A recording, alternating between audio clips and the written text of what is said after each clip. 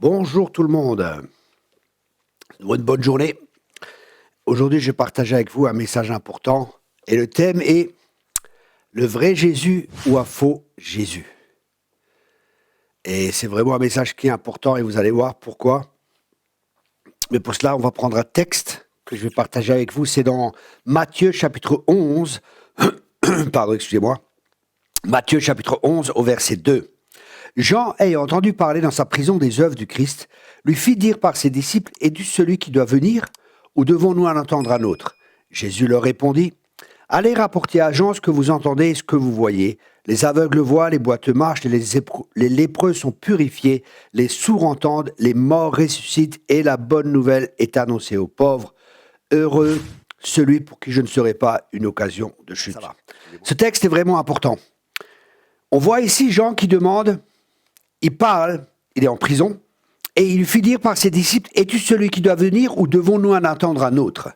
Et Jésus leur répondit, « Allez rapporter à Jean ce que vous entendez, ce que vous voyez, les aveugles voient, les boiteux marchent, les lépreux sont purifiés, les sourds entendent et les morts ressuscitent, et la bonne nouvelle est annoncée aux pauvres. Heureux pour celui pour qui je ne serai pas une occasion de chute. » Jésus ne répond pas directement à la question que Jean a posée. En fin de compte, Jean demandait, « Es-tu le Messie ou n'es-tu pas le Messie ?» Pourtant, Jean, au départ, il dit, « Voici l'agneau qui ôte le péché du monde. Voici l'agneau de Dieu qui ôte le péché du monde. » Donc, quelque part, il devait savoir que Jésus était le Messie. Mais pourquoi est-ce que Jean, quand il est en prison, il demande ?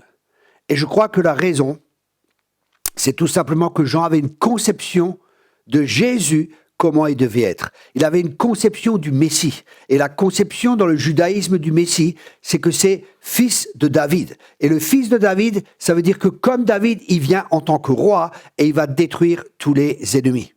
Et ça, c'est la seconde venue de Jésus, quand Jésus reviendra pour établir son royaume, pour établir tout son royaume. C'est ce qu'il fera. Là, il sera roi des rois. Mais il y a la première venue de Jésus. Et là, c'est un peu la venue de Jésus comme Joseph. Joseph est venu et c'est le Jésus souffrant qui est là. Et ça aussi, on en parle dans l'Ancien Testament et l'édifice de Joseph. Donc, quelle est l'idée? Quelle est la perception? Quelle est l'image que nous faisons de Jésus? Et pourquoi est-ce que c'est important? Ici, il avait une idée de Jésus qui devait être le Messie, qui devait venir comme un roi, qui devait détruire tous les ennemis. Et Jésus ne fait pas cela. Mais qu'est-ce qu'il fait? Il guérit les malades, aimez vos ennemis, et ainsi de suite. C'est l'inverse de ce que Jean attendait. Au lieu d'aimer les ennemis, il dit « bénissez vos ennemis ». Et là, Jean se pose la question en prison, mais qu'est-ce qui se passe? Est-ce que c'est vraiment lui? Pourtant, c'est un prophète. Pourtant, il a entendu Dieu lui parler. Pourtant, il sait que c'est l'agneau du monde. Et ça, c'est comme ça aussi pour beaucoup de chrétiens. On peut savoir certaines choses sur Jésus, mais des fois, on peut avoir des attentes qui sont fausses. Et par exemple, les gens du monde, maintenant je prends une fois les gens du monde, ils disent, oui, mais si Dieu existait, pourquoi toutes ces guerres, pourquoi tout ceci, pourquoi tout cela? Et en fin de compte, ils accusent Dieu, ou ils rejettent Dieu, ils n'acceptent pas Dieu, parce qu'ils ont une fausse conception, parce qu'ils n'ont pas compris que Dieu a donné la terre à l'homme pour que l'homme la gère. Et Dieu va intervenir, mais il interviendra à travers l'homme, ou la femme, bien sûr. Il interviendra à travers nous, parce que nous sommes collaborateurs avec Dieu. Et pour les chrétiens, des fois, on peut avoir des fausses attentes. Et les gens, des fois, ne sont pas guéris. Et des fois, on ne comprend pas pourquoi, on ne sait pas les raisons. Et il y a ce que la Bible appelle des mystères. Et on ne sait pas toujours. Par exemple, j'ai une amie, son père avait 3 fois le cancer, 2 fois il a réussi à le vaincre, et la 3e fois, il est décédé. Il a demandé à Dieu, mais pourquoi est-ce que mon père est mort? Qu'est-ce qui s'est passé? Et Dieu lui a dit, ton père ne voulait plus se battre. Il était fatigué de se battre. Vous voyez, on ne connaît pas toujours toutes les raisons pour lesquelles, des fois, des exaucements ne sont pas là. Et c'est pour ça qu'il est important d'avoir une bonne image de Jésus et d'avoir Jésus en tant que roi, parce que c'est ça, on doit prêcher à nouveau l'évangile du royaume et pas juste un évangile du salut. Parce que si on prêche un évangile du salut, on a Jésus en tant que serviteur, mais on n'a pas Jésus en tant que roi. Et ça, c'est très important pour nous d'avoir cet équilibre, parce que sinon, on va prendre la place de Dieu, on va se mettre à juger Dieu, on va dire, mais Dieu, pourquoi tu n'as pas fait ci? Dieu, pourquoi tu n'as pas fait cela? Au lieu de pouvoir être... Comme Jésus a dit, heureux celui pour qui je ne serai pas une occasion de chute. parce qu'on peut être une occasion de chute. Comme les pharisiens, il était une occasion de chute parce que eux aussi, ils s'attendaient à ce que le Messie vienne et que le Messie remplisse certaines fonctions, notamment les libérer de l'emprise des Romains. Quelle image avons-nous de Jésus? Avons-nous le vrai Jésus ou le faux Jésus?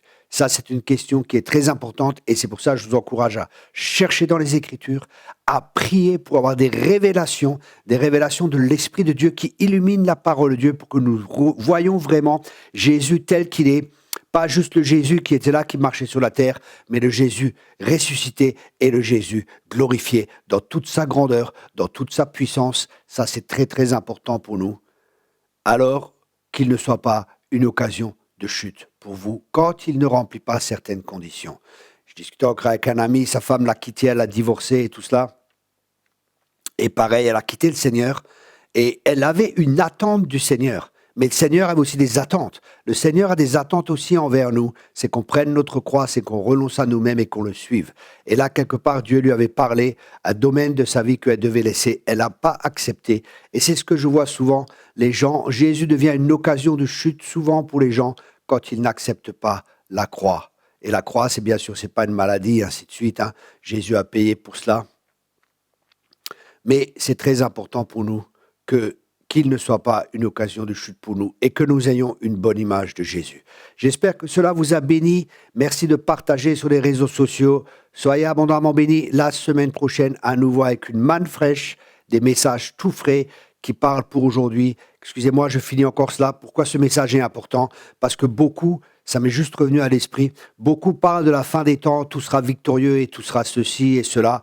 Et c'est une fausse conception de la fin des temps, parce que la Bible a dit que le mal s'accentuera. Bien sûr, il y aura la gloire de Dieu, mais je crois aussi que les chrétiens vont être persécutés. Et si nous ne sommes pas prêts à la persécution, si nous avons une fausse conception, pourquoi Dieu permet cela, pourquoi est-ce qu'il y a la persécution et tout cela, il sera pour nous une occasion de chute. Préparons-nous, armez-vous de cette pensée de souffrir avec le Christ, parce qu'il y a des temps difficiles qui vont venir. Et si on a une mauvaise conception de cela, on risque, si on croit que tout ira de mieux en mieux, je crois qu'il y aura un réveil, je crois que la gloire de Dieu va se manifester, mais je crois aussi qu'il y aura une persécution. Et l'Église, malheureusement, n'est pas encore prête pour l'instant. Mais Dieu est en train de préparer son épouse pour les temps qui viennent. Laissez-vous préparer pour les temps qui viennent. Préparer pour la moisson qui va venir et aussi préparer pour la persécution qui viendra. Nous devons être prêts pour les deux, pour la moisson, pour faire des disciples et pour la persécution, pour qu'il ne soit pas pour nous une occasion de chute. Merci beaucoup, soyez abondamment bénis. On se voit la semaine prochaine.